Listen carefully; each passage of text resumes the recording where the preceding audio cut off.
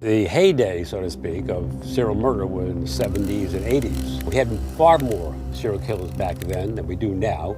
And evidence of that is the fact that when we see documentaries and movies about serial killers, they focus on Bundy and Gacy and the legacy killers of the past. There's really no high profile. Okay, John, go ahead. What I tell you is what I know is fact. I'm a power person. I enjoy power. Nobody else had the guts to pull off what I pulled off. I outsmarted you again. Police today found 6 more bodies under the home of suspected killer John Gacy. Well, you can be walking down the street, and if Gacy lay eyes on you, you have now become his next victim. I know society will never be able to forgive me. I know the families of the victims will never be able to forgive me for what I have done.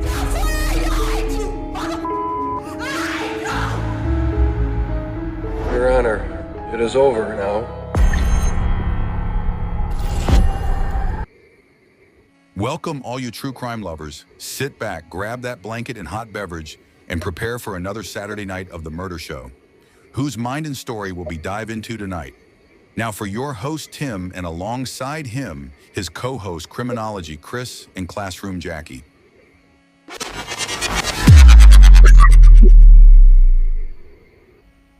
Good evening, Murder Show fans. Before we get into this episode, we just want to put a quick trigger warning out there. As we dive into the case of Dennis Rader, also known as BTK, we will be getting into some pretty graphic areas. There is mention of sexual violence, strangulation, asphyxiation.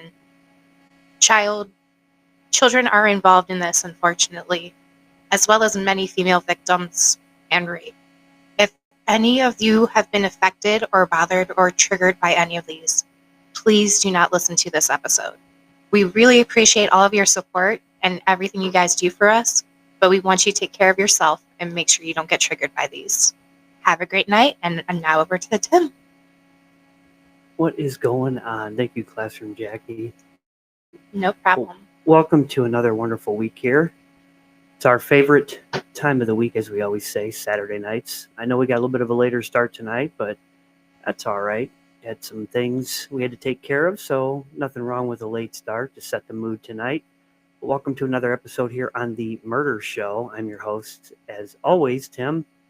And alongside of me is my co-host, Criminology, Chris. Good evening.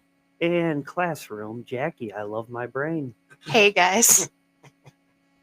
As Classroom Jackie had stated tonight, it's going to be pretty intense with who we're talking about. If a lot of you aren't familiar with this particular killer here, I was not myself until we really started to dive in and do some research.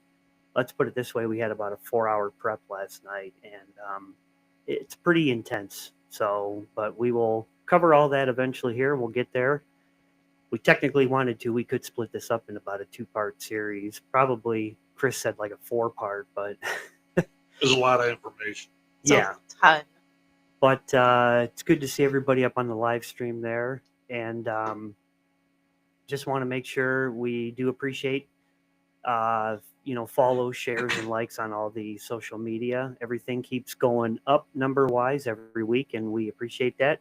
Subscribers, if you have not subbed to our YouTube channel here, please click that subscribe button and like this video here. What that'll do is it will notify you every week for when we're about to go live or for when we schedule our next live show. So you'll have a first look at who we're going to be doing next week. And I usually post that like Monday or so. So other than that, let's go ahead and dive into Dennis Rader here, also known as the BTK killer. And I'm going to shoot things over to Criminology Chris. He's going to get things started for us. I lied. I'm not going to send them over to Criminology Chris. I guess I can get things started here. As we always do, we start off, childhood and kind of work our way up. So, childhood of Dennis Lynn Rader. His middle name's Lynn, right? That's all right, though, I guess. I don't know. He was born March 9th, 1945 in Pittsburgh, Kansas. Did not know there was a Pittsburgh out there. It's a very small town. Yeah, what's it? Population of about what, 300 or something? Maybe not even that. I'm not sure exactly. He was born to his mother Dorothea William Elvin, right? Is that what I'm? No. I'm William sorry. is his dad. God, I always screw these names up. I do apologize. Dorothea was his mother. Dorothea was his mother. William Elvin was his dad, who was a Marine. His parents were very strict. No abuse, though, as far as we know. They didn't abuse him or nothing. Right. They were just strict. I mean, once again, like it's similar to last, that we talked about Randy Kraft. There wasn't a whole lot pointing to, a reason behind why this guy ended up being the way he is. I mean, there were a few things, and we'll cover those. But for the most part, I mean, his family wasn't, outright abusive, or wasn't anything crazy happening here. I mean, it was typical Midwest stuff. He grew up out in the middle of nowhere. They killed chickens and things like that, or whatever. But I mean, there wasn't anything just outrageous that his dad was doing to him or his mother was doing to him or anything. Okay. So nothing like kind of what we've seen in the past then. I know his mom worked 2 jobs. Both his parents worked a lot. They weren't really around a lot. So they weren't really spending a whole lot of time with the kids. No, he did say growing up he felt like he was neglected and that he just didn't have that time. But he said his father and mother were never abusive towards him. Okay. Well, I mean, I could see the neglecting part if they're never around, I mean, a lot of kids would feel like that. I would feel like that too. I didn't really have that kind of upbringing. My dad worked all the time, but my mom was around, so I can't really say I know what it's like. But, and he was interested. He did scouts. He liked comic books, fishing, reading novels and stuff. So I don't know, Classroom Jackie, if you want to kind of continue a little bit with his childhood, or so I don't screw up any more names. It happens. I screwed up so many last week. That's all right. Like you said, he did enjoy growing up, the scouts, comics, fishing, novels. He did also harbor a pretty awful sadistic sexual fantasies about torturing helpless women. And that was at a really young age. And he liked to make them feel trapped and helpless. As a student, he went to Wichita High School. He was said to not play any sports or partake in any clubs, but was described by his classmates as utterly lacking of humor. Just no humor whatsoever. He was always the guy in the back. Yeah. Yeah, just kind of like the sociopathic, non-emotional kind of guy that, kind of kept to himself. They said he was more of a background character, pretty much. Okay. That's probably where he sat back in the back of the classroom and drew all the pictures that he drew. This guy was such a jackass. Yeah. I mean, honestly, I've been holding back already, but I mean, I gotta be honest. Like, I mean, I studied this guy earlier in life through college and that, and as a matter of fact, we'll get into it and we'll go down the road as a timeline of what he did and how he did it and when he did it and that sort of thing. But he was wrapping up what he did about the same time that I was about halfway through a criminal justice major in college when I was there. So we had a lot of conversations. I mean, there were weeks of conversations because this whole thing was coming to a conclusion. After he did what he did, I mean, starting back in the 70s, and then he got, and then he just kind of vanished for a little while during the 90s, and nobody heard from him, and he pops back out, and he ended up getting collared sometime in the early 2000s. I think it was 2004, 2005. So yeah, I had a lot of talks, a lot of conversation in class and things like that. But This guy was a bumbling idiot. He was just a moron. You know, this guy was such a narcissist. He wanted everybody to believe that he was some kind of crafty, guy that had these, clandestine, magical, whatever you want to call them, ways of coming up with these ways of doing things. And he was more or less a copycat guy. This guy copied a lot of stuff from other serial killers. He read magazines to get ideas. He watched TV to get ideas. This guy was not a. He was unoriginal. No, yeah, he was not a. This guy was not a brain surgeon, man. This guy was kind of just a bumbling moron. He kind of got started doing what he did, and he tried to learn from it, and he kept on sucking time after time. Didn't he have to buy a stress ball? Well, yeah. He was trying very hard to fit in, is what you're saying? Right. He wanted to be everybody else he couldn't be. Yeah, I don't know if I'm stepping on your toes, Jackie, but like even in No, you're not. early in his life, like there were talks of him having issues with bedwetting and things. There was an instance that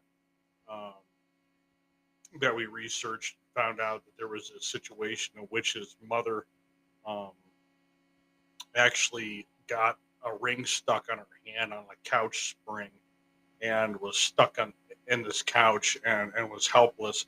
And Dennis, even at an early age, was aroused by this. So there were some things, once again, early on in his life that screamed like, hey, there's something going on here. They talk about him potentially having a paraphilic disorder, which is typically an attraction to a inanimate object, something similar to shoes or socks or toes. Or yeah, or not even toes, because those are they're at least attached to a human. But like people that get arousal from looking at a refrigerator or a car or something like, yeah, exactly. So, it's that kind of thing. So these things manifest early in life, and then they become stronger as you get older. They don't just go away. Typically, they'll end up just building and building in a fashion in which hopefully you don't act on them. Everybody that has these type of disorders doesn't necessarily mean that you're going to be a serial killer. You may not even be a bad person, but it's a lot more common in men than it is in women. And some of these people that have these disorders, they will build to a point where they almost become unmanageable as they get into later on in their life. So saying that it's a lot more common in men than in women, is that because our, sexual drive is higher? Is that why, like, as far as like, fantasies and stuff? I would have to imagine. I mean, honestly, once again, I'm not a doctor and I'm not a psychologist and I'm not a doctor. But you have to imagine. I mean, young boys, like we're not thinking with our head 90% of the time. No, we're thinking with the other head. Right, and then you get into your 20s and 30s. It doesn't necessarily get better until it maybe tapers off when you get a little bit older and you start realizing that you were an idiot when you were a teenager. I'm pretty sure girls are just as bad as idiots when they're teenagers. Yeah, at least that's my dad. I was. It kind of seems like they don't act on it as much, at least. They're not going out of their way to obtain partners and things. I don't think as ruthlessly as the typical young guy. Yeah, yeah. Dumpster Man David. Or whatever his name is. Anyways, it's a new one today. It's a new one today. David. All right, let's continue on with his childhood here. So, moving on down the road, he started drawing girl traps. He started. He was very interested in pornography that related to situations in which women were bound. So bondage pornography and things like that. But that kind of leads us into reasons like I said before. This guy, before we get into the murders, I just want to kind of touch on some of the aspects of who Dennis was as a human being, and why I feel like this guy's such an idiot. Yeah, this guy is. Wait till we get into this, guys. I mean, this guy is just nuts. I just don't get how he did what he did for being like a God-fearing man, as well as dealing with like being wasn't he a community police officer?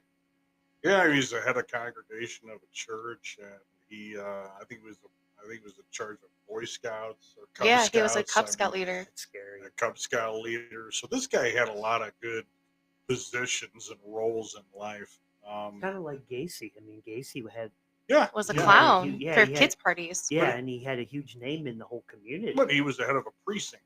Yeah, in a ward northwest of Chicago.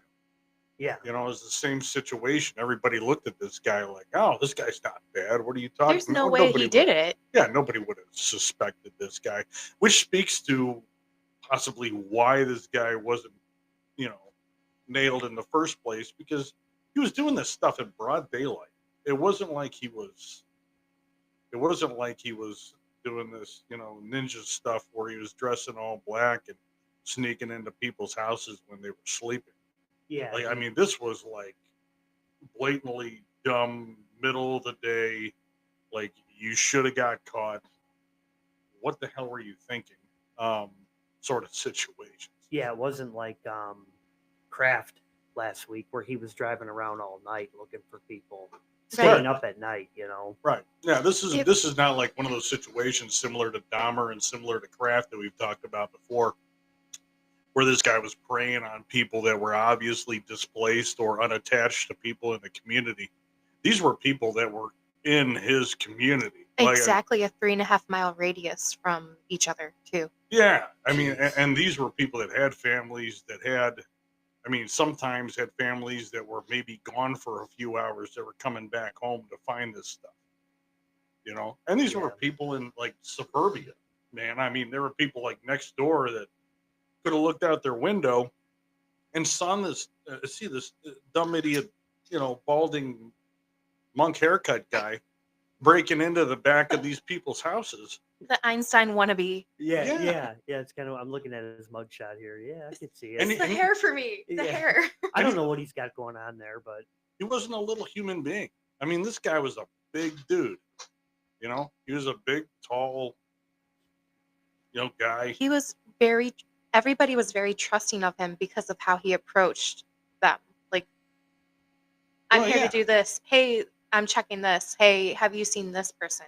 Things like that. Right. You'd see this guy approaching your house. You'd assume that he was either trying to maybe sell you or try to get you hooked on a Bible or try to get you to join a Boy Scout troop, or he was the principal from your kid's school and your kid screwed up and did something bad. Like, he didn't typically look like the, typical, poor-to-do, he's going to hurt my family or he's going to hurt me kind of guy. He wasn't the guy trying to sell pest control for the foundation of your house. Yeah. Those people. So if you're not familiar with this guy, I mean, BTK stood for bind, torture, kill. It was a self-prescribed nickname. This guy, I mean...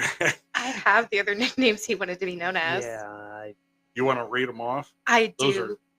Some of these they're all pathetic, but they're funny. What Chris and Jackie are saying here for you guys is he went out of his way to try to come up with his own nickname. So most of these killers and stuff, other people or the community or police or whatever will give them these names, unless you're, Dahmer, Gacy, whatever. They just go by their actual name. But this guy went out of his way, and when you hear these names, to come up with his own name, you're going to sit there and shake your head. So it's similar to like what you hear in like a high school. We have a senior superlative where everybody gets named in the yearbook. Yeah.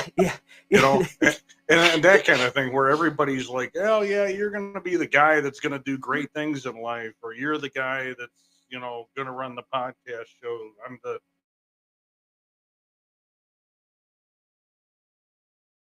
gonna be the guy that does whatever, owns a motorcycle, whatever. Buy socks offline, But this guy is just a self-prescribed nicknaming guy. So these are suggestions that Jackie has that he actually went to the news with, and he suggested to the news that, hey, maybe you could call me one of these. Yeah, these are really dumb. The first one, which was the Wichita Strangler.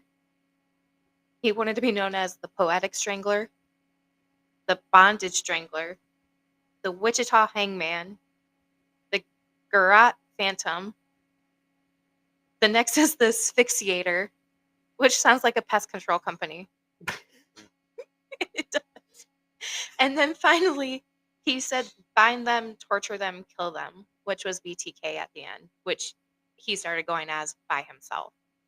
I want to go back to the Garrote Phantom.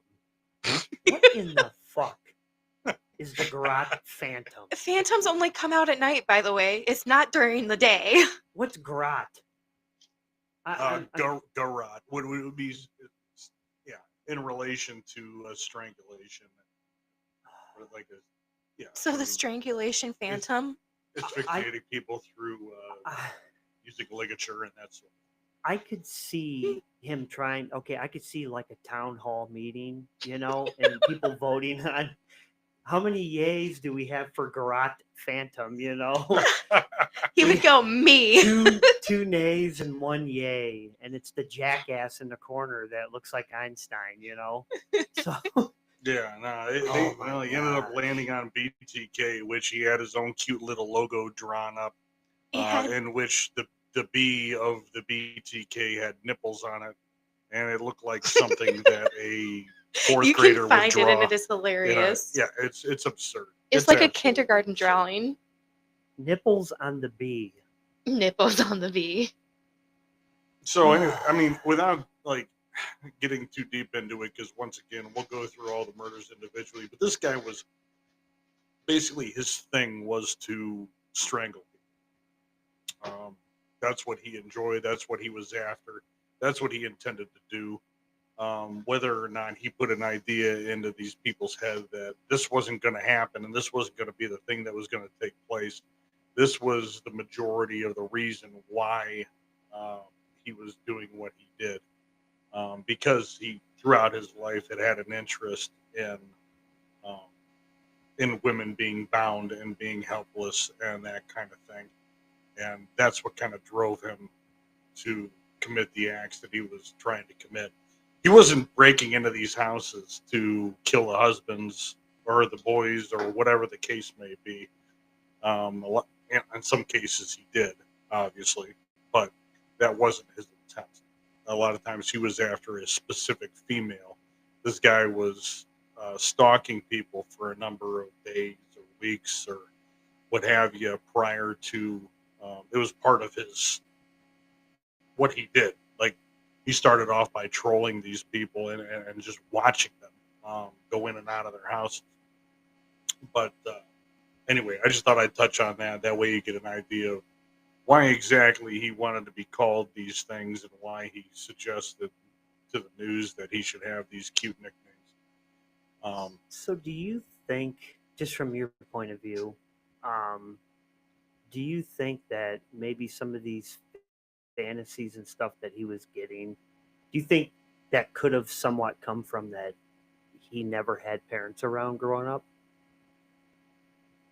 It's hard to say that not having parents around led to you wanting to tie up women and have them be helpless, right? But, true. I mean, maybe there was some issue there that he had with his mother, but once again, like, some of these people and paraphilia as a disorder doesn't necessarily manifest, I don't think, specifically due to an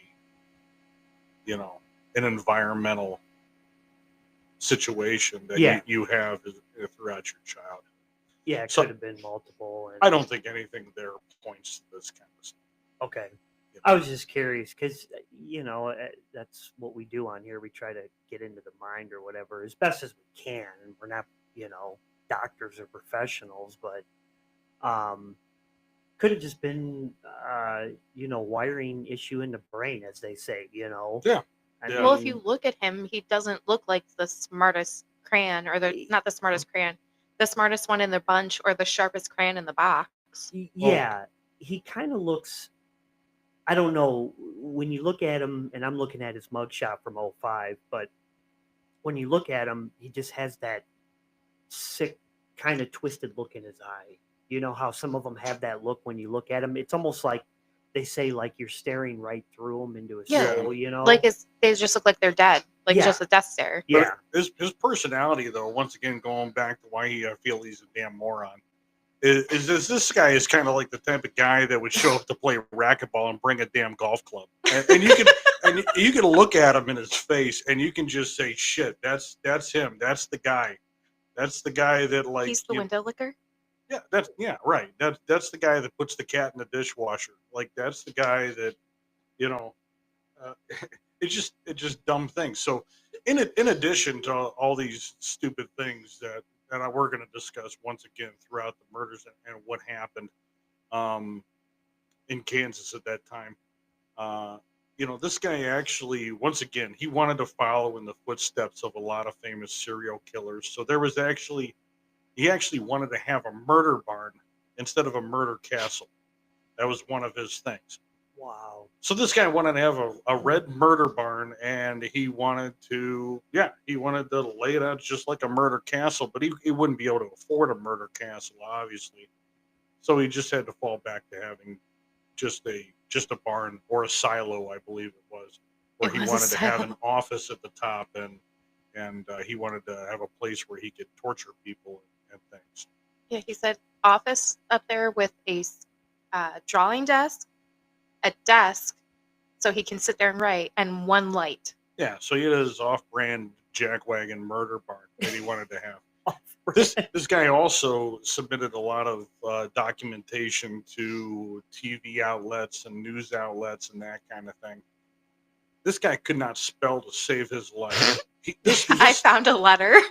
Yeah, and we'll have Jackie. I would love you to read this, because honestly, like, he didn't understand the idea behind the contraction. And I'm not talking about anything fancy. I'm talking about it turning into it's. Like, the plurality part. Like, he dropped S's. The guy could not spell to save his life. He wrote poetry. I think it's like a juvenile poor attempt at it was a ripoff of everything. Yeah, it's a juvenile bullshit attempt at poetry. Like, I mean, I think I wrote cutesy, awful stuff like that back when I was a kid that made just as much sense. But anyway, would you like to read something that he wrote? I would like to read it, but you have to discuss about the first murder before I can read the letter for it to make sense. Well, I guess, yeah, we probably should go into that first. So, but in addition to some of the other, we'll cover some of the other reasons why I think Dennis is an idiot as we go on through this. But we'll get into the first murder here, which actually took place in 1974. And this is going to be the first time where I'm not doing all the speaking of the murders, because this one makes me exceptionally mad. Yes. Yeah. So we're going down a dark road. And this is that trigger warning that comes into play if you don't listen if you do not want to. Yeah. No kids around if they're in the room. Absolutely not. This is pretty, morbid. It's pretty graphic. Messed up. So yeah, this story does. I mean, this specific case, the first murder that he committed did involve a couple children,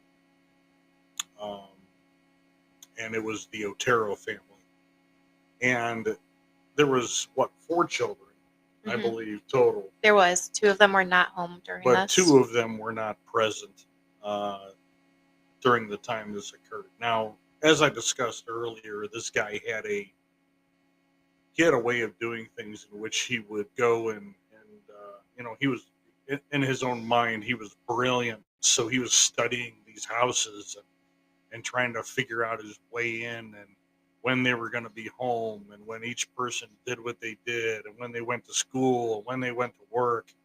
Um, it didn't, obviously, things happen in life. There are so many reasons why these things don't stay the same day in and day out. So you can study someone's moves day in and day out. It doesn't mean that the next day is going to all to be the same. And in this case, it certainly wasn't. So Dennis, regarding his first murder, showed up to the Otero family home. And this was in the morning. This is like at 8:30 in the morning. He showed up to this house. Yeah. So he goes up to this house. He cuts the phone line, which we'll talk about that later too. It ends up being one of his things that he wants to be known for, because he feels he should be known for things like every other serial killer.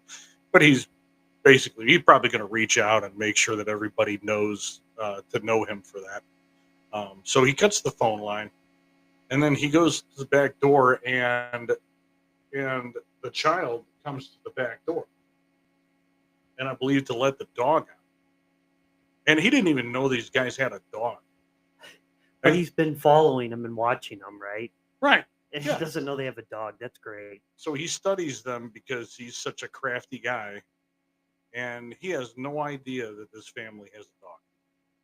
So right then and there, what's really sad and disturbing is that at that point in time, he actually considered backing out of this entirely. Because the dad was there and because of the kid. Yeah, well, the dad was there and the kid, And the but he dog. also didn't want to deal with the dog either. Because he liked dogs, but he hated cats. Right. Yeah. So when he was a kid, part of the animal cruelty thing, he actually strangled cats. But anyway, so he got into this house. What he did was he had a 22 long rifle pistol that he took in, and he ended up grabbing Mr. Otero by his collar and telling him that he had a 22 long rifle with hollow points and this and that. I mean, kind of I don't know, who goes in and mugs a family with a 22?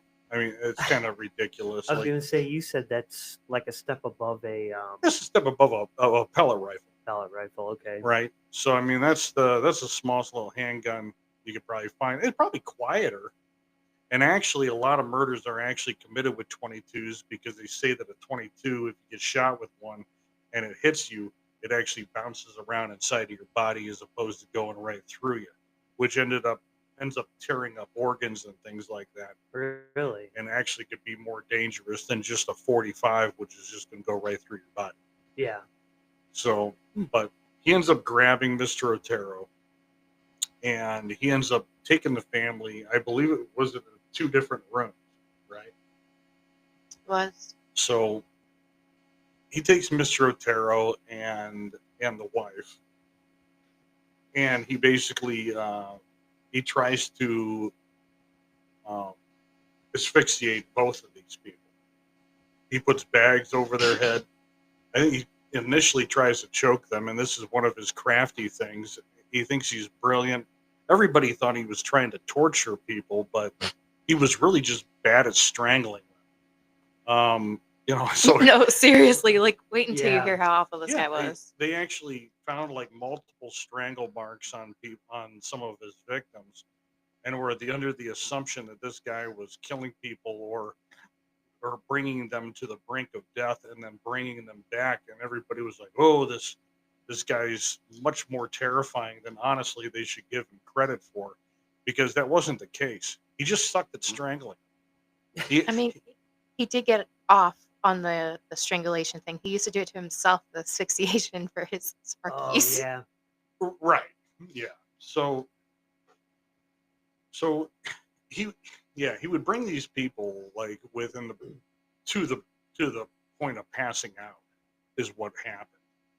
And a lot of times he'd bring these people to that point and they'd pass out and then end up waking back up, which is ridiculous. I mean, like, so he didn't know. He even himself said that he didn't know how much pressure it took Like he had strangled animals, but he had no idea how much pressure this was going to take. Or how long it actually took. Yeah, or how long it took to actually strangle these people. So he ended up putting both of them to sleep, and he ended up moving on to the young boy, right? Mm-hmm.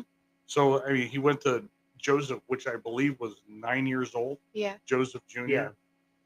And he strangles Joseph, and he finds that these guys aren't, well, they're not dying. Mr. Otero had chewed a hole through the bag over his head. Right. So, and he realized that there was an issue with the whole bag thing. So he decided to back off the whole bag thing he ended up actually taking T-shirts and putting over the bag and then putting a bag over the T-shirts. That way they were unable to actually bite through the bag. So they realized, man, this isn't good. Like they could actually chew a hole through the bag. I never thought that people had teeth. He's probably sitting there thinking like, man, this job's harder than I thought, you know? So, but unfortunately, I mean, after he put a bag over Joseph Jr.'s head, put a T-shirt over it, put another bag over it. Joseph Jr. struggled, and then he ended up falling off a bed, I believe, in a room, and then ended up dying. And he went back to the mother and father, and basically the same situation. He took a belt off of the father and used it to strangle him around his neck. Yeah. So he used a ligature to strangle the father because he couldn't do it with just his hands. I think he realized how hard it was. Didn't he also comfort them all before he offed them?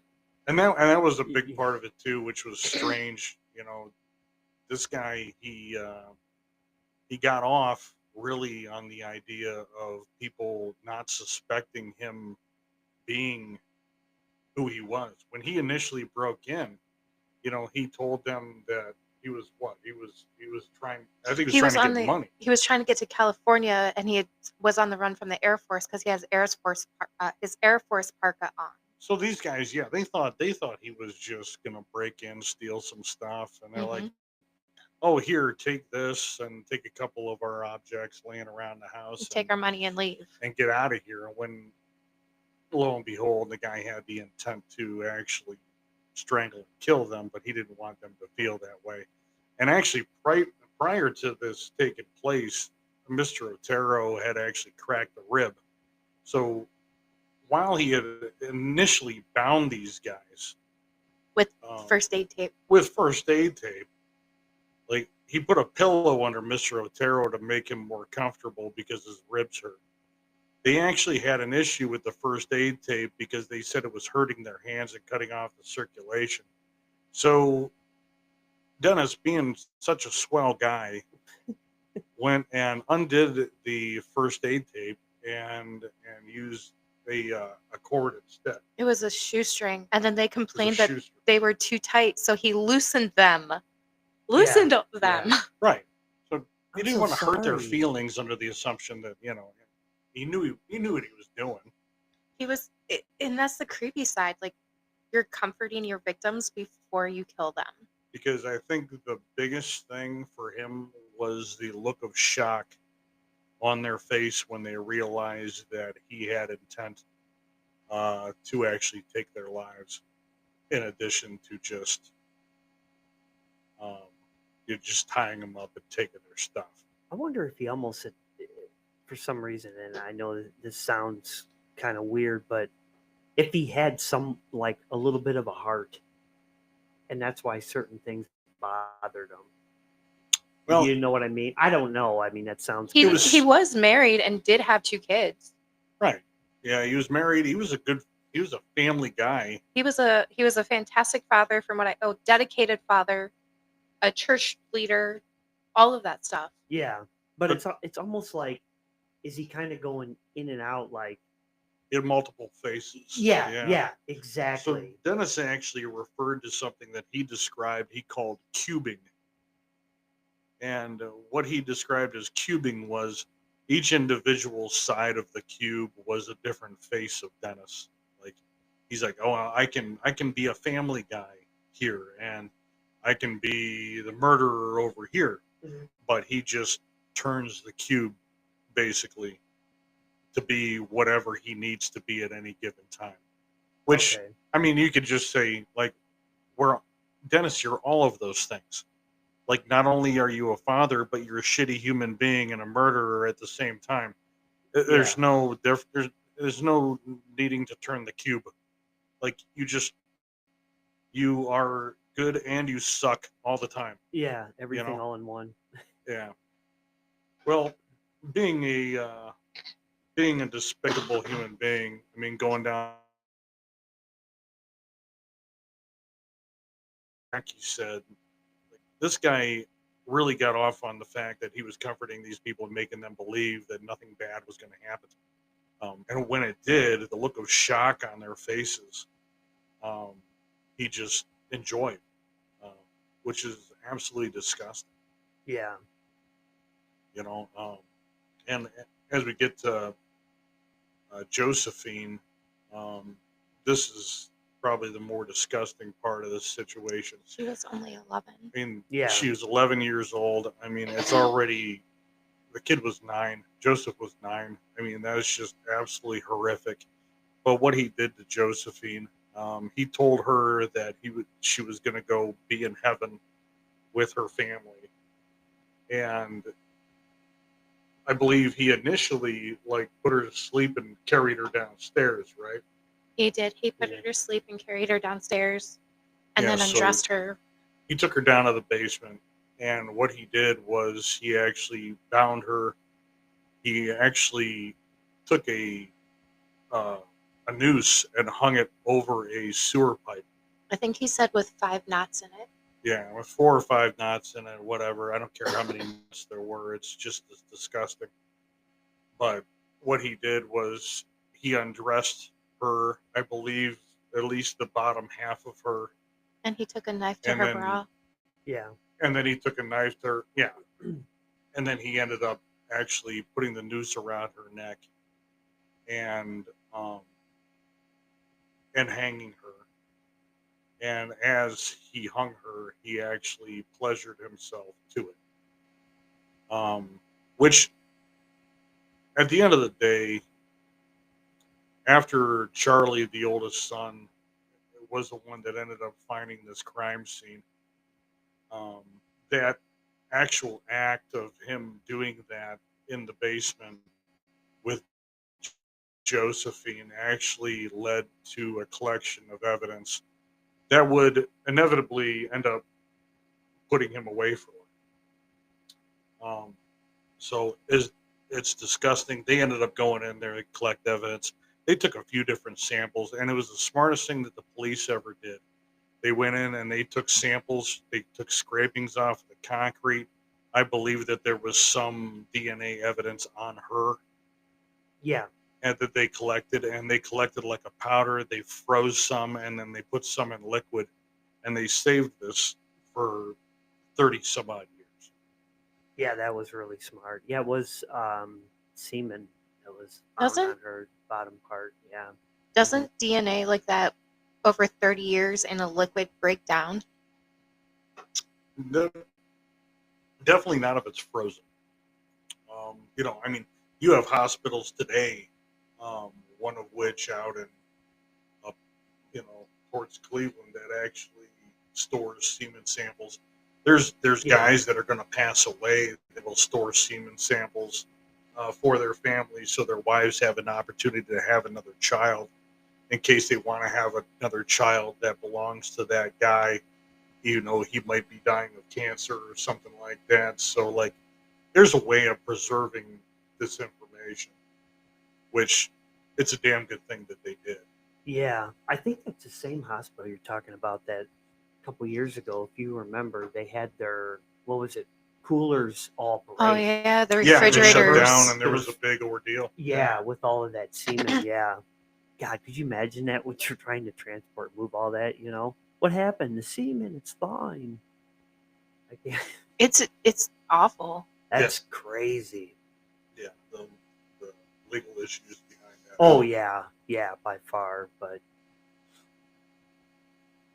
anyway, getting back to Dennis and being a moron.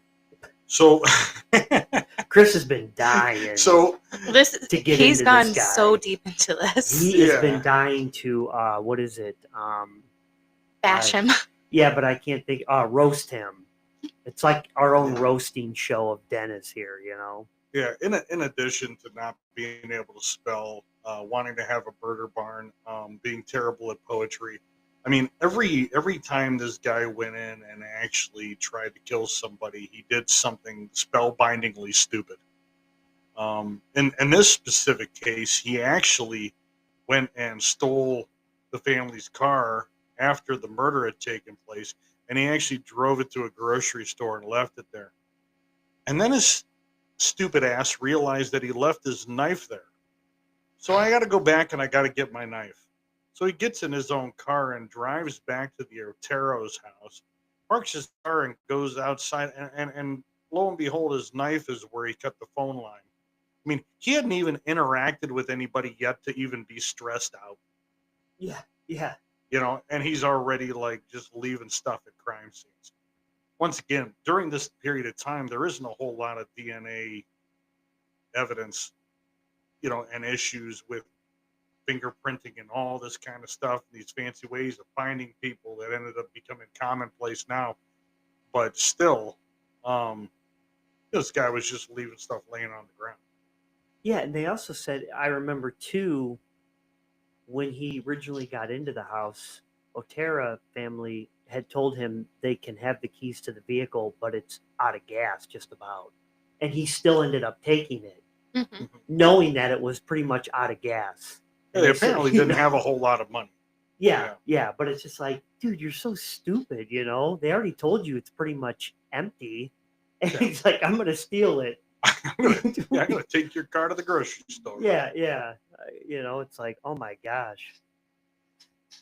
Yeah, but the police, especially the child, you know, Charlie, was the older son that had to come home and find that situation. It's just absolutely disturbing. I couldn't even imagine walking into that, and that kind of stuff didn't happen in Wichita at the time. You know, down around there. It was the leave your doors unlocked, all sorts of types of place. Yeah. Just everybody knew each other.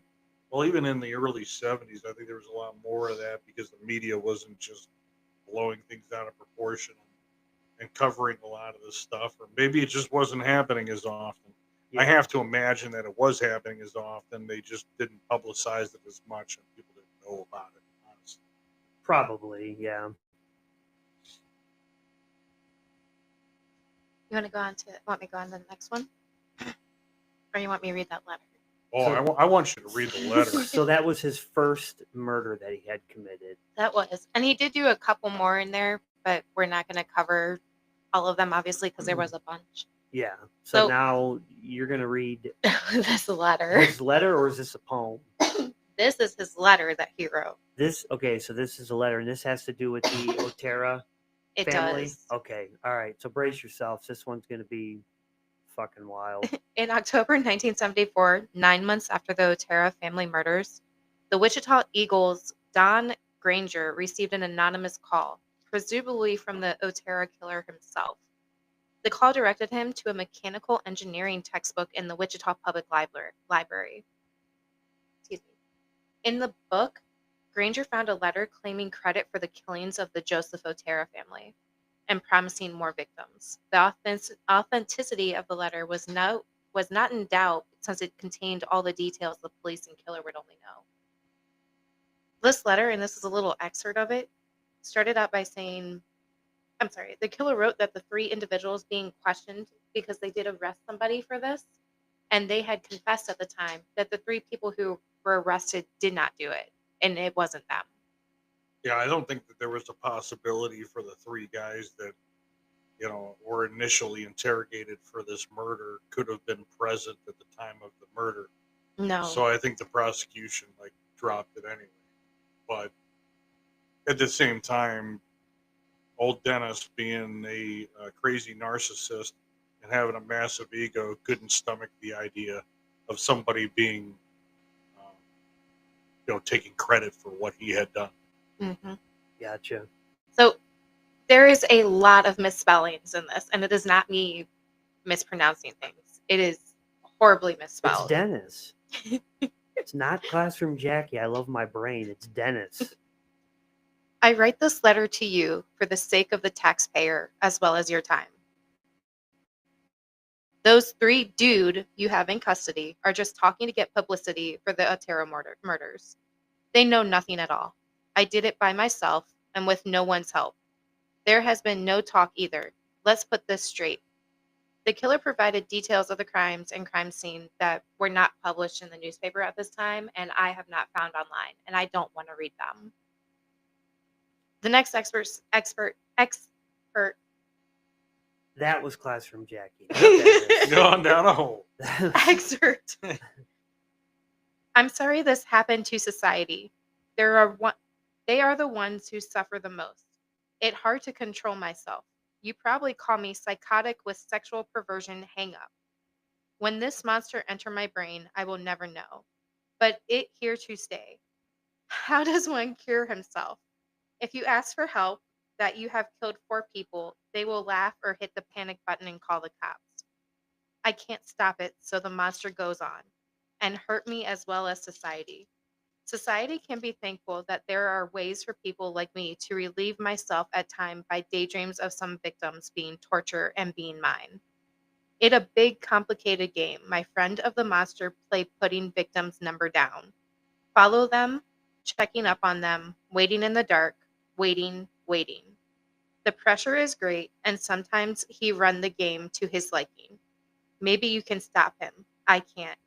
He has already chosen his next victim or victims. I don't know who they are yet. The next day after I read the paper, I will know.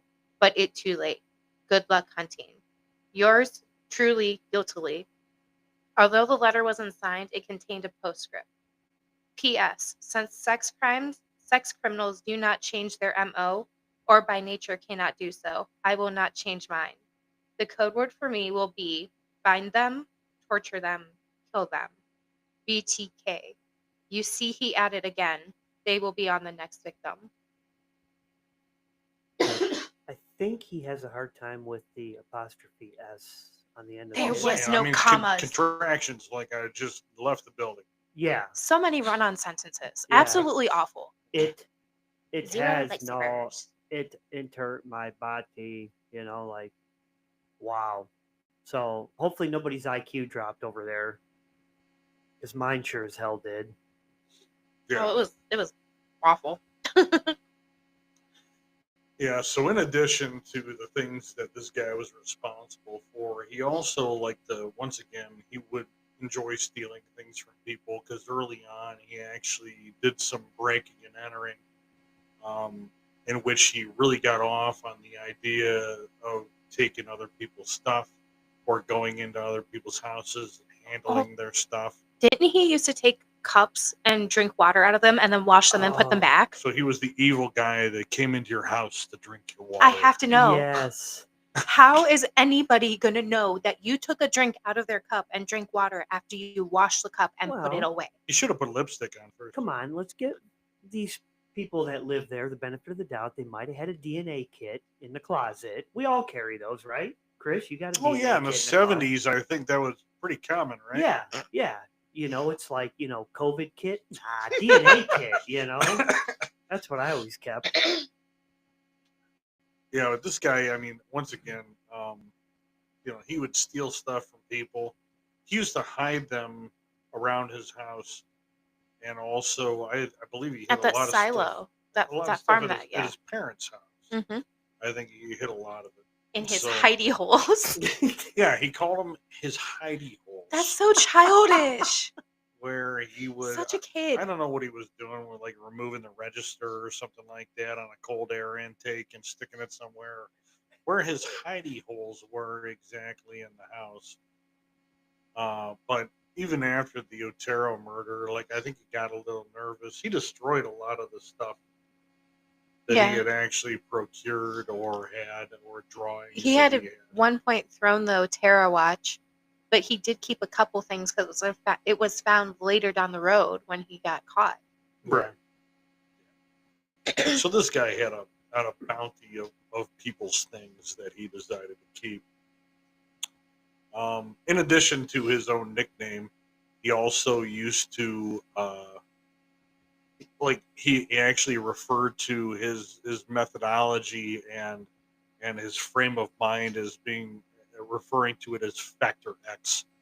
He said that was what made all serial killers. It was a supernatural power for all of them. Yeah, like they all had Factor X. Like this is the guy. This is the guy. He's a fucking child. You can't make this shit up. This is the guy that you'd walk around in school and snap with a rubber band because he's a dork. Push him down the stairs. Put a kick me sign on his back. He was locker boy. Yeah, you stuffed him in a locker. Yeah, like, I mean, sorely. This guy's such a dweeb. So, purple nipples. in addition to that, he also started regarding his next murder, and we'll get into that here in a second. He actually gave some of these events or murders nicknames, or referred to them as something. In which the next murder that took place was Catherine Bright, which was a woman that he was following around for a while, and he nicknamed gave it the name Project Lights Out. No, Project Lights Out was a 63-year-old almost victim where he broke into her house and waited for her, and she didn't come back in time, and he got pissed and left. No, Project Lights Out was a spoof on the name Bright. Yeah. Oh, Catherine Bright. Well, yeah. I'm wrong. Yeah. That's all Because right. there We'll was one of forgive his you. victims that was at nighttime compared to all the rest of his daytime ones. Oh, I'm sure they gave them some cute name too. Project Cookie, I think it was. Like there was a Nancy Fox down the road that he referred to as Project Fox Hunt. Oh yeah. So he gave them all these neat names, and it was. I guess it just made him a cool guy. Project He's a Lights Out. moron. So I want to touch on something that is absolutely ridiculous, and you guys When we probably tell know you it. he has been researching and preparing for this, he has been researching. Well, yeah, and this was for a lot of you regular listeners and stuff. Each of us have been picking somebody that we wanted to, cover, and this week was Chris's, and this was his pick. And I just hate him. I hate this guy so bad. Yeah, I hate him so bad. I think it makes this episode even funnier. So, in addition to agreed. He actually referred to having orgasms. Do you know what he called them? Oh, this is great. Can I say it, please? Brace Say it. yourself. Well, I'll let Jackie say it because she knows what it is and shit with it. But This is great. Please. This is being referred to as if your guy, tugging on your meat stick. Ready for this? Sparky big times. She's been waiting all night to say that. Yeah. She Sparky big He time. nicknamed his penis Sparky. Yeah. Why? So if it caused him to have pleasure or bring him to that big time point, he referred to it as a Sparky big time, which It is sounds just like a big top, like a circus. like, Dennis, you're still alive. You dipshit. I hate you so bad. He is still alive. Yeah. He's 80. Yeah. Yeah. Wow. Your middle name's Lynn. You suck. Just so bad. Now, Trash Can David, or whatever you Garbage are. man. That's fine, Garbage Man. Garbage If you ever come over here and use that Sparky Big Time phrase, I'm done. I'm done. We're leaving. Go ahead. It's over. Anyway, did you want to get into the next No, you've done such a great job. Yeah, you're like the, Jesus of voice, We don't to you in my sultry and we don't voice. have to cover every single one of them. We can cover like a couple of the big ones. So, yeah, the second one is, as I mentioned before, was a woman named Catherine Bright. I believe that she was 20. She was in her 20s, 21. 24, 21? 21, yeah. Okay, and she had a younger brother that ended Kevin. up being present. That was named Kevin. Yeah, so he actually followed this woman around. I believe he described her hair as being what was it, dishwater blonde or It something was, like that? yes, dishwasher blonde. Which, Yeah. do you know what that means? No. That is when somebody is trying to get their hair colored and they leave the toner on too much, so it turns like a gray, mucky, muddy look. Ugh. Obviously, I had that issue, and this is why I ended up looking the way that I do. Well, now we had to put Chris on blast now with this. Thanks. He's going to be upset now. He's got a complexion with his hair, so. One time I was dishwater blonde. Anyway, so he followed this girl around for quite some time prior to planning his devious Dennis attack on her. And what time of day did this take place at? Do you know? I have it here. I think they said it was around 1 p.m. Okay, Yeah. so once again, right smack in the middle of the day, this guy goes and I believe he was trying to come up with another fancy way of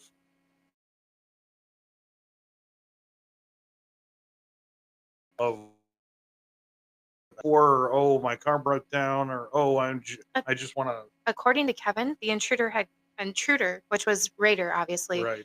had told him that he needed money and a car to escape from the California police. At gunpoint, he forced Kevin to tie up his sister. Ah, okay. So yeah, so Kevin ties up his sister, and then I believe he tried to tie up Kevin, and then Kevin ended up getting loose. He was tied up and gagged. He separated him from his sister.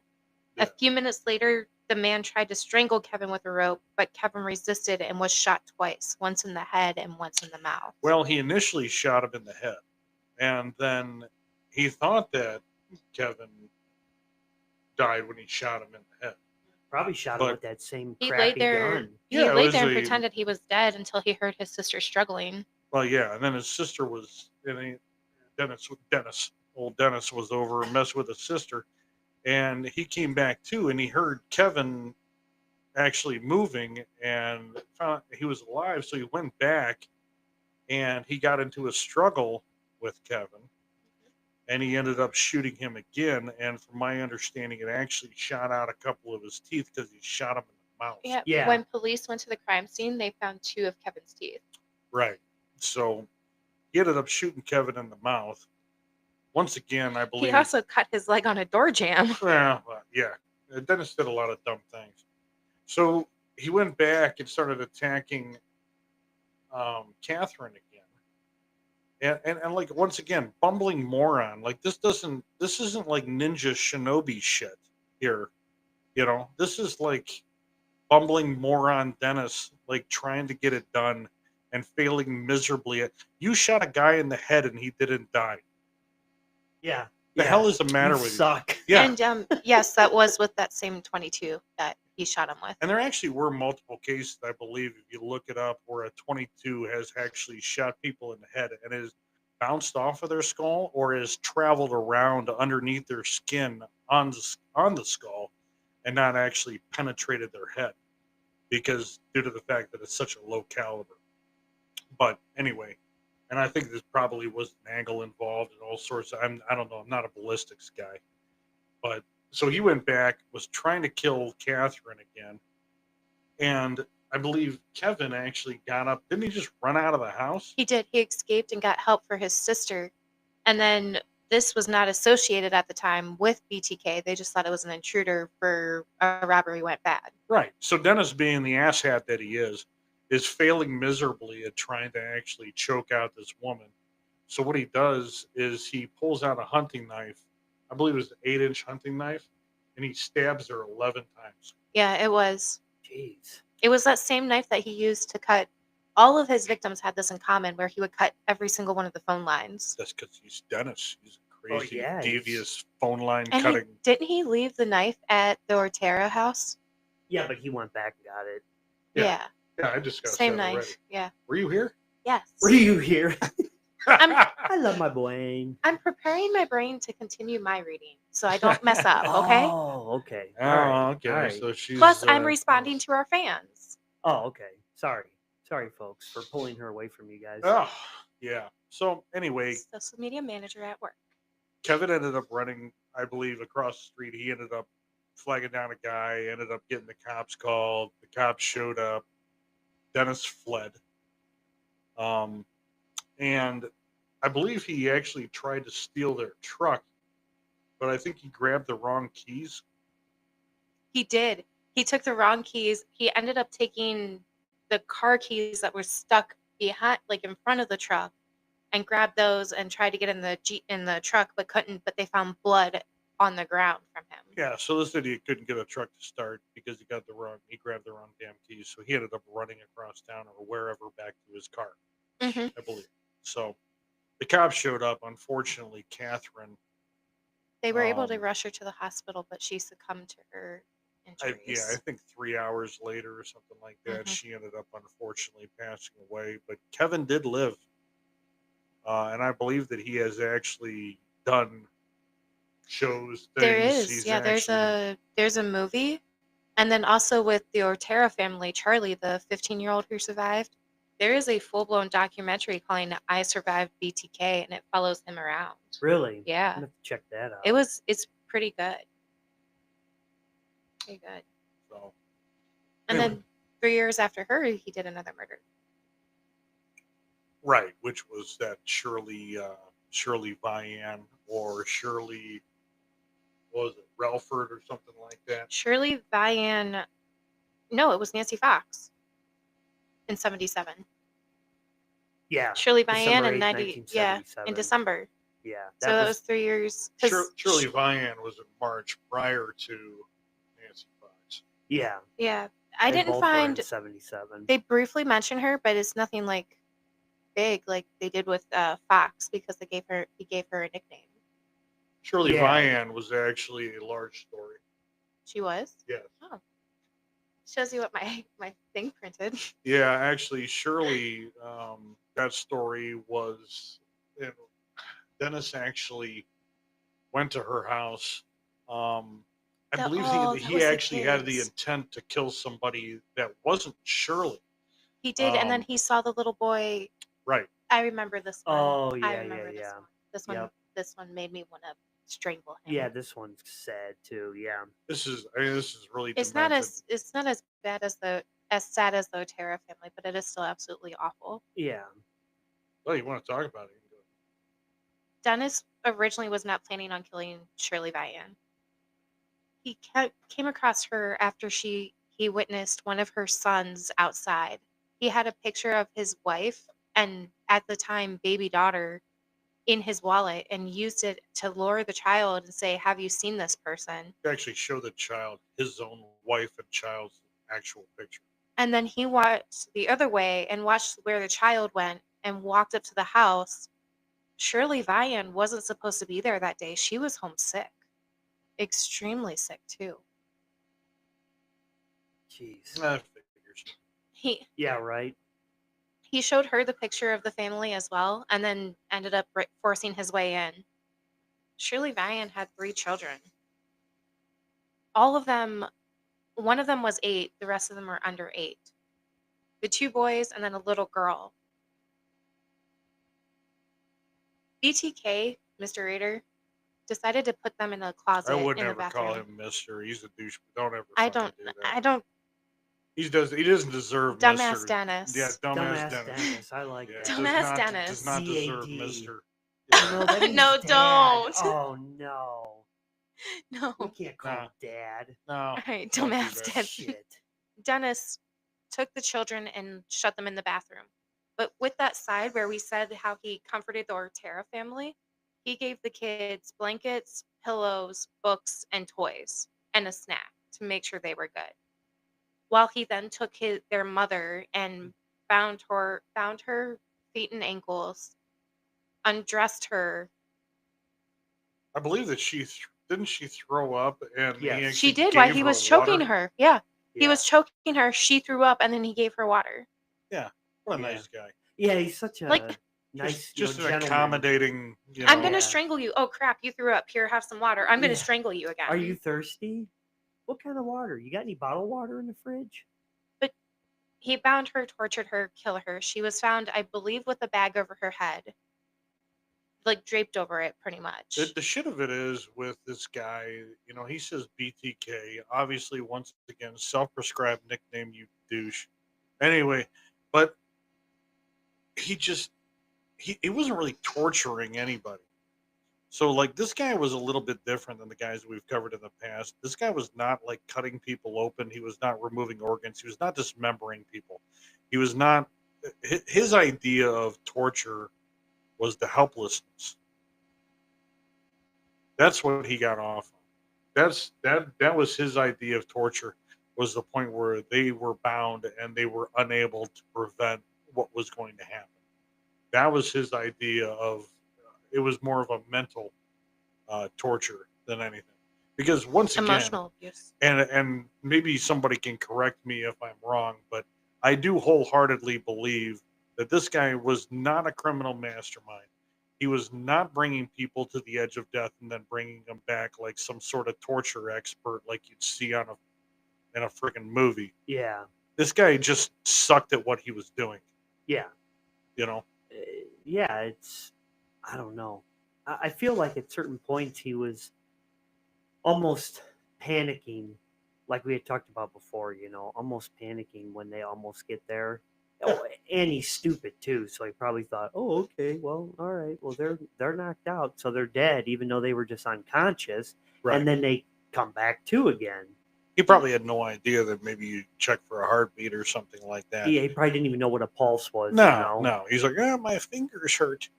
Yeah. And I'm you're going to right. use a belt. Oh, the belt doesn't work. I'm going to use a bag. I should Oh, he use bit my through the stress bag. ball. Oh, shit. He did wrap, he had a plastic bag draped over her head, and she was partially undressed. Investigators found BTK's signature cord wrapped tightly around her neck. The kids were the ones who broke out and got help. Well, they broke out of the bathroom. I believe they broke the glass out of Yep. the window. Well, he later did confess that, yeah, you're right. He did intend to kill the kids, but He wanted The- to, the in his phone words, rang. he was going to hang them the same way he did Josephine, all three of them. yeah, And the family phone rang and one of the children shouted that somebody would be visiting soon. let me tell you, like, when I heard this, I want to strangle this man. If I had the opportunity, hate I him so would. bad. Yeah. I hate him so How bad. do you take innocent children and do something like that, or even think about it? They have done absolutely nothing, and you are just a piece of shit. And Yeah. if we went down the road and we didn't, for the sake of everybody, quite honestly, because I think that there was, There was screams from the bathroom, things like that, where the kids were saying like, "Don't hurt my mommy," kind of stuff. And they that were kind of crying stuff. for help the whole time and It's trying like to an get him to stop. absolute devastating, make your heart go in your throat. Yeah, absolutely. Disgusting. Yeah, when you bring, Jackie, like she said, when you bring in, innocent kids into anything, I mean, doing this, period, to anybody is messed up. But when you're bringing the kids into it, they have their whole life ahead of them. I mean, they didn't do anything. They're just there with their parents, family. And then you're coming in and you're disrupting everything and taking their life. And it's just, you got to be a whole nother level of fucked up. Yeah. When you start bringing the kids into it. I mean, you're already messed up for doing what you're doing, but when you bring the kids into it, it's like, damn, man, it's sad. Yeah. Now, the next victim, I believe, was Nancy Fox. And she was one of the only victims that was found fully clothed. He just bound her, tortured her, and strangled her. There was no sign of sexual assault or sexual abuse or anything like that. Do you think he just didn't find her attractive, just wanted to kill her? Project Fox Hunt. Mm-hmm. I don't know. I'm looking at a picture of her on here, and she's not bad on the eyes, Mm-hmm. I don't know. Maybe, I mean, he liked the one blonde, and Nancy's blonde. There really wasn't anything that like stood out that was specific to I don't know that met his criteria. But the scary thing is that this guy just would catch you walking down the street or checking your mail at your mailbox, or buying a burger at a fast food restaurant, or walking into a store or something like that, and it would just click. It was like if he sees you, he's going to take you. And You're done. he would just totally just be infatuated with you almost instantly, and he would decide that you were it. Yeah. So it's like at that point in time with that kind of stuff going on, hell, I wouldn't even want it to go outside. Yeah. So you're saying he wasn't even looking for like a he didn't have particular like kind of person. Right, because I heard that actually Josephine was one of his main targets of the Otero family. It wasn't even necessarily the mother or anything. Like he was actually after the 11-year-old girl. No, he was after the mother. No, he was after the girl, I believe. No, he was after the girl. So there wasn't an age range or anything like that he particularly was going after. Okay. It wasn't like I want somebody that's 25 to 30 and brunette, and it's got to be between one of his older victims was almost 63. Right, exactly. Yeah. That's what I'm saying. She escaped. There was no profile exactly for what he was after. It just clicked to him all of a sudden, and he just decided that was it. So there's one that we had talked about last night that I do want you to mention, just because of the bizarreness with this. You got to tell us about the lady at the television show, Cake TV. Oh my gosh, Nancy. Oh yeah, well yeah, this is wild. This is pretty bizarre. So down the road, and this was well after the murders took place. He dealt with Cake TV quite a bit. I think he appreciated them because they aired a lot of the information that he would send them. Yeah, and they talked about him constantly, and that boosted his ego. Exactly. So he was a big Cake TV fan. So what he did, he used to send them a lot of information. He'd send them letters. He'd send them complaints when he wanted to cry about how he wasn't as popular as all the rest of the serial killers. He would complain to Cake TV, but a few weeks actually prior to him being caught, he actually reached out to Cake TV, that old Dennis did, as the head of the congregation of his church, and reached out to them and asked for a tour of their facility, which they ended up granting. So I guess he, along with a few other people from his congregation, actually showed up to this Cake TV, and they took a tour of this place. And Dennis actually went through there, and he sat, according to this Nancy, across from her. Like this. Yeah, like a few feet away from this woman, having a conversation with her. After he had actually sent in letters to Cake TV and actually named her specifically. Like, he had actually put her name into his letters when addressing them, because Nancy was more of a face, I believe, of Cake TV. She was she was an anchor. Yeah. So she would be, up front and center. So he knew who she was. So when he went in there, she actually sat a few feet across from this guy. And at one point, he actually put his arm around her and took a camera and took a picture of the two of them together. And then only a handful of weeks later, when Dennis ended up actually being caught and his information and his picture was publicized, Nancy actually caught this on TV and saw his picture and was just frozen in fear. Your blood would run cold. Oh, yeah. Wasn't seeing his picture, and she realized, oh my God, this guy was sitting a few feet from me. He touched me. Yeah, and put his arm around me and took a picture. Didn't they also up the security because she kept getting named in the letters? I think a lot of women in that town, I think if you were news related, had a heightened security, were being walked to cars and things like that. Yeah, I'm sure, definitely, but I couldn't even imagine the fear of being targeted. Do you imagine, it being her? Oh my gosh! It's terrifying. Yeah. Yeah, that's He knows who I crazy. am. He only wants to talk to me. He only likes me. This is terrifying. And the only redeeming thing at that point in time was the fact that he had actually been caught. Hmm. Yeah, You know. yeah. I couldn't imagine. Yeah, I just wanted you to share that. I didn't mean to jump a little bit ahead there. I just wanted you, because that story when you told me about that was just freaking wild, you know? Yeah. So it goes to show you like how involved he was in the, the community, and how active he was. He wasn't just hiding in a house in the basement somewhere, just trying not to get caught. He just didn't care. He was not afraid. So let's get to, just because sake of time here, how was he caught? This moron. This moron. Yeah, how was this moron caught? Because we know this has got to be good, you know? He called the FBI, changed his voice slightly, and said, if I sent you something from a computer, would you be able to track it? I believe it was the police. He actually wanted to send them a floppy, wasn't it? A floppy disk. Mm-hmm.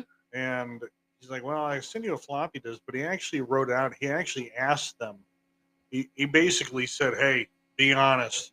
If I send you a floppy disk, is this able to be traced? And the police told him no, and he's a freaking moron. And yeah, so they actually thought about it and said, wow, should we actually like deceive this guy? Is he really that damn stupid? Yes, he is. Be honest. If I send you a floppy disk, is there any way you'd be able to find me? Because like it'd be shitty of you to lie to me and tell me that you're able to find me. And This is what I imagined it went. Hey, if I send you this, can you find me? No. Okay, I'm gonna send this to you.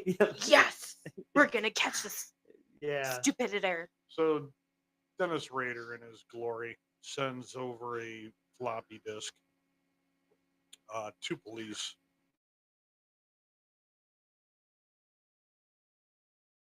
Not the computer at the church. Yeah, the file was created at the church with his login. Under a login for somebody with the name of Dennis. So simply, they did a search to see if there was somebody at the church named Dennis, and wow, the head of the congregation there, his name was Dennis Rader. He also used to work for ADT too. Yeah, not even like wild detective work, I mean, it was just so happened that like he did so much dumb shit, and finally he did something where he actually just like said, "Don't, I don't want you to catch me, so it would be okay if I do this." Yeah. Yeah. They didn't have to work real hard to get him. No, he pretty much was like, "Here, I'm taking credit for this. You're not going to catch me now, but you're going to catch me." It was an exhausting thing because I mean, it was 30 years. This is 3 decades. I mean, this guy just went on for.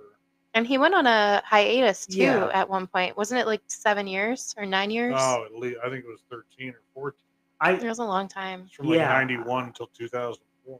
Oh yeah. Yeah, I don't understand that too. And like we talked about yesterday, and I think we talked about it with Kraft too, because Kraft supposedly went on that hiatus to whatever. Like the hiatus, the break.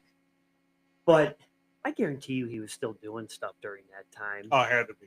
There's no way. I mean, what? Well, just because all these deaths or any murders or whatever happened, unfortunate situations weren't tied specifically back to him. Yeah, is the question. But whether anything actually was due to him, absolutely, I agree. Like there was more than just. There was a case recently that they're trying to go back because some of his letters had clues to other victims, because he said that there were other victims as well as the 10 that he confessed to a lady named Cynthia Dawn Kinney. She disappeared from a college, but they're still looking to see if there's a match to her to him, if it has to do with him at all. Yeah, that's this guy is. There's just a lot to unpack with this guy, man. Yeah, I mean, and once again, we could go on for days. I mean, we could talk about this for 4 hours. Like this, we're just skimming the surface here.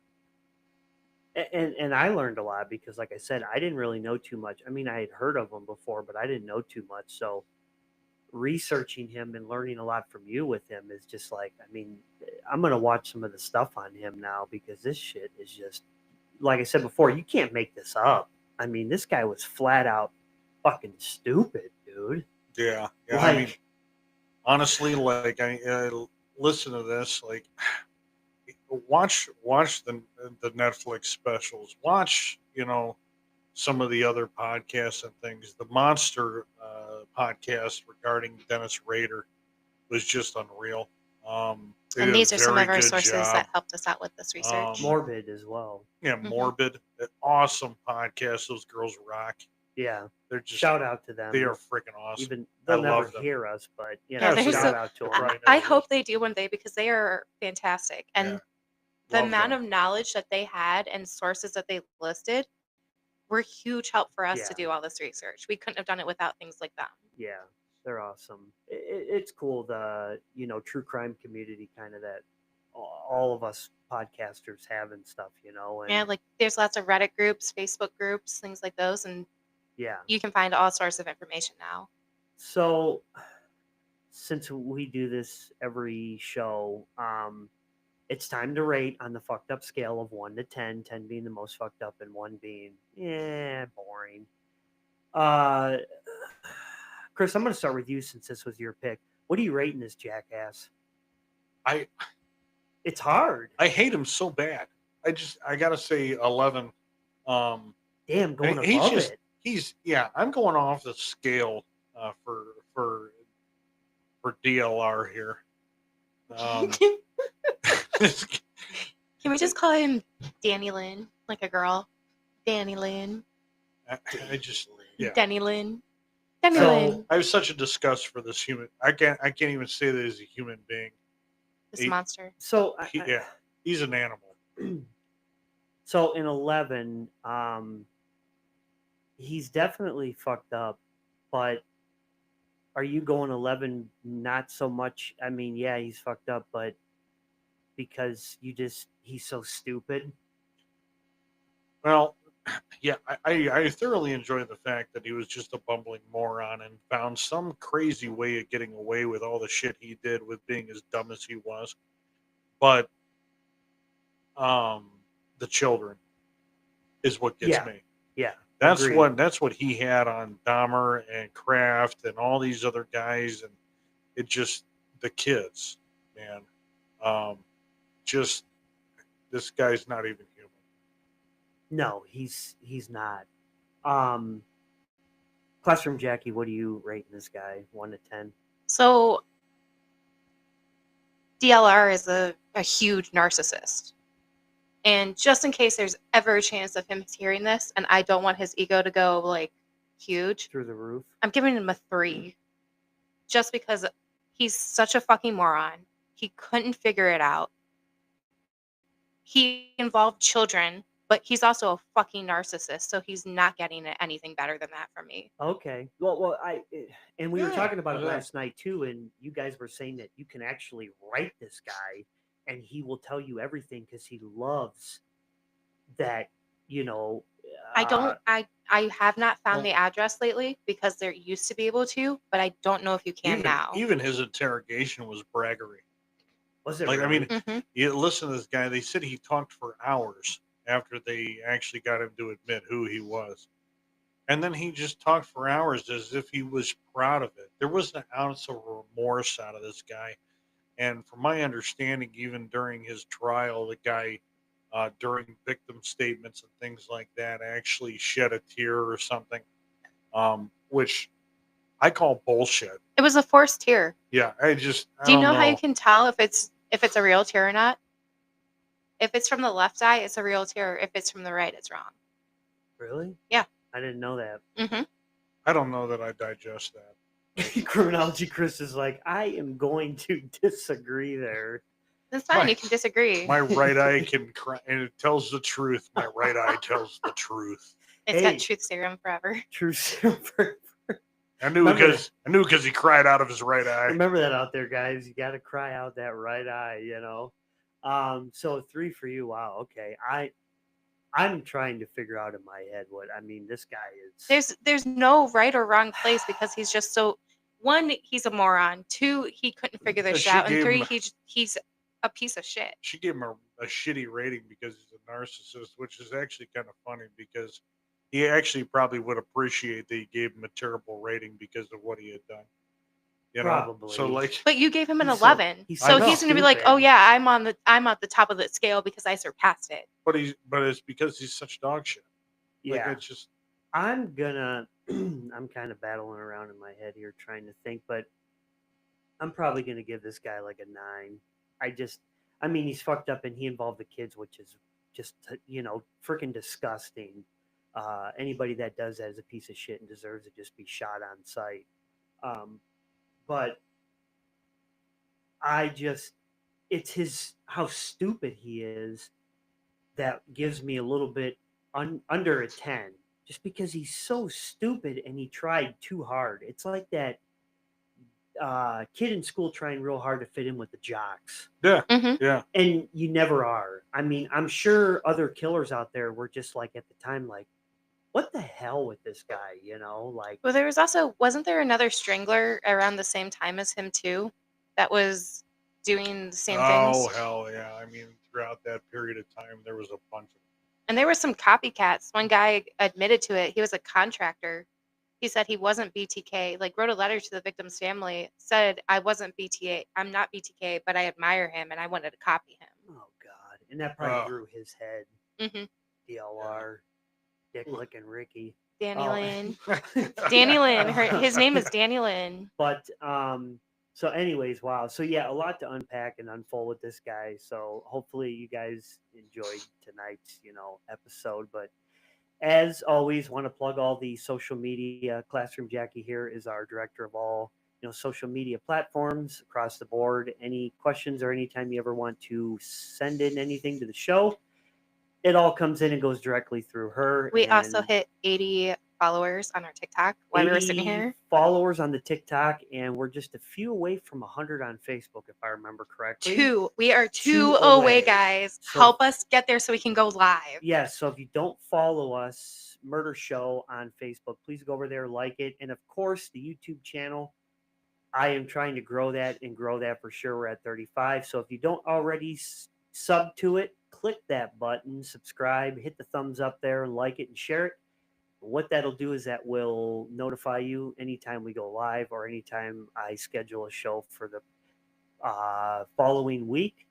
Other than that, we will see you guys back here next Saturday, our usual time, 7:15 Standard Eastern Time.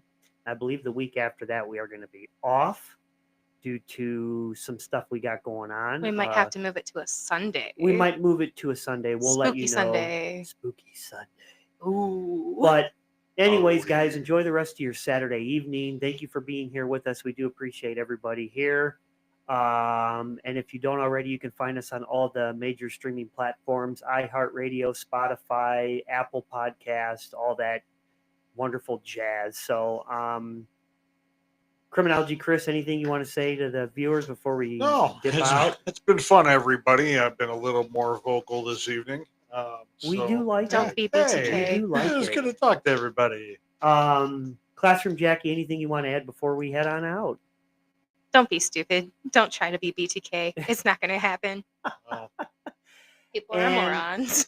I will leave you with, I don't really have too much to say. Just, I don't know. Yeah, what they said. Don't be stupid. And watch out for motorcycles. Watch out for motorcycles, guys. And please, for the love of God, nobody name your dick Sparky. Thank you, folks. And no big times. Enjoy the rest of your night. We will see you guys all next time. Same crime time, same crime place. Bye. Bye.